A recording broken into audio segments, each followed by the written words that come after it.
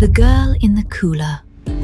When I vanished in 2017, the police thought it was a standard missing persons case. It was a completely logical assumption. My Tokyo bedroom was perfectly clean.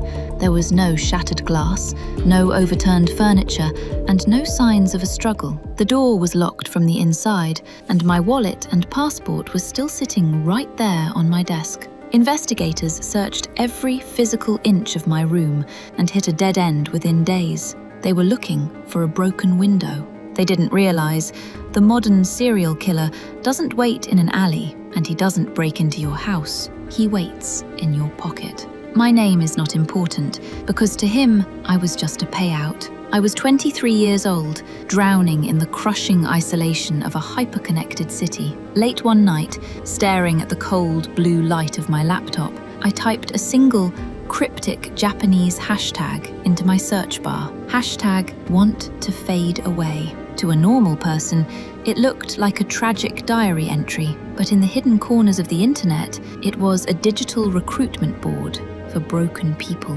An account with a blank profile picture replied almost instantly. The message was terrifyingly gentle. I understand your pain. You don't have to be alone anymore. Let's do it together. I hadn't been kidnapped. I had been invited. The brothers' discovery. When the police gave up, my older brother refused to. He sat at my empty desk in the middle of the night, staring at my sleeping laptop. He picked up a worn-out childhood photograph from my corkboard, flipped it over, and typed the faded date into the password prompt. The lock icon clicked open. He didn't find a ransom note. He found months of my chat history. As he read the messages, he realized the anonymous account sounded exactly like a therapist. Did you eat today? Your pain is valid. He had found a girl who felt completely invisible and made her feel seen. He didn't use force. He used validation to break my defenses. When the cybercrime police told my brother it would take weeks to get a warrant for the IP address, he checked the killer's Twitter profile himself. A tiny green dot was glowing. The killer was online right then, hunting for the next one. To catch a digital predator, they had to become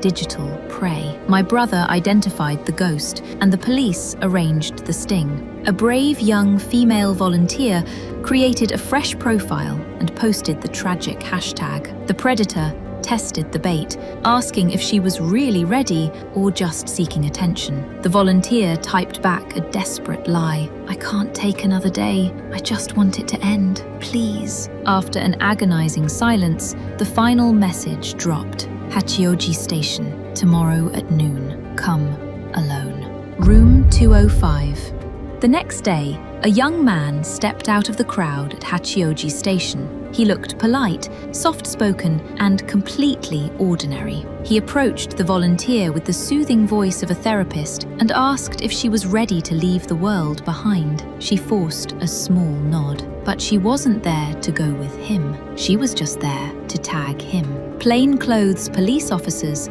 subtly locked their eyes onto the young man. They followed him onto a commuter train, watching him casually scroll on his phone like any ordinary passenger heading home. He led them an hour away from Tokyo to Zama, a quiet residential suburb.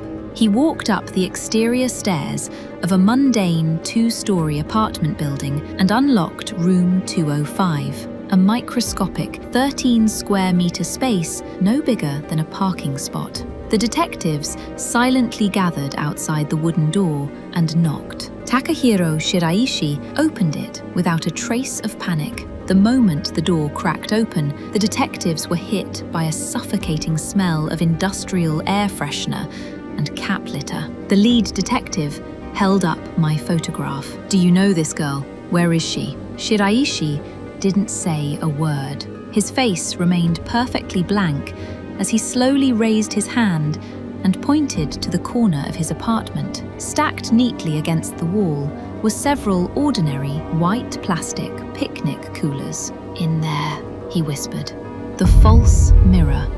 When investigators opened those white boxes, they didn't just find me, they found 9 of us. In the blinding glare of the interrogation room, seasoned detectives assumed they were dealing with a mutual tragedy that went too far. They thought Shiraishi was a broken kid who had formed a suicide pact. They handed him the mask of a victim, asking him, "You wanted to die too, didn't you?" Shiraishi shattered their theory with a small, cold smile. "I never had any intention of dying," he whispered clearly into the microphone, "not even for a second." He was simply a false mirror, reflecting our deepest pain back at us, completely devoid of any real human emotion.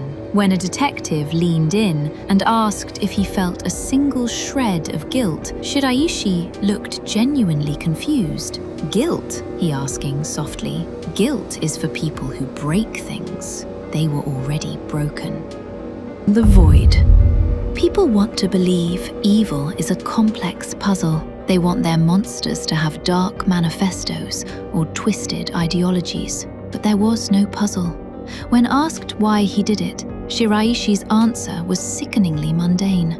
He didn't want to get a real job. He needed to pay his rent, so he lured us to his room to steal whatever cash we had in our pockets. Some of us only carried the equivalent of $5 in loose change. He killed us anyway. Takahiro Shiraishi was found guilty on all counts and sentenced to death by hanging. He didn't even value his own life enough to file an appeal, claiming the paperwork was too much trouble.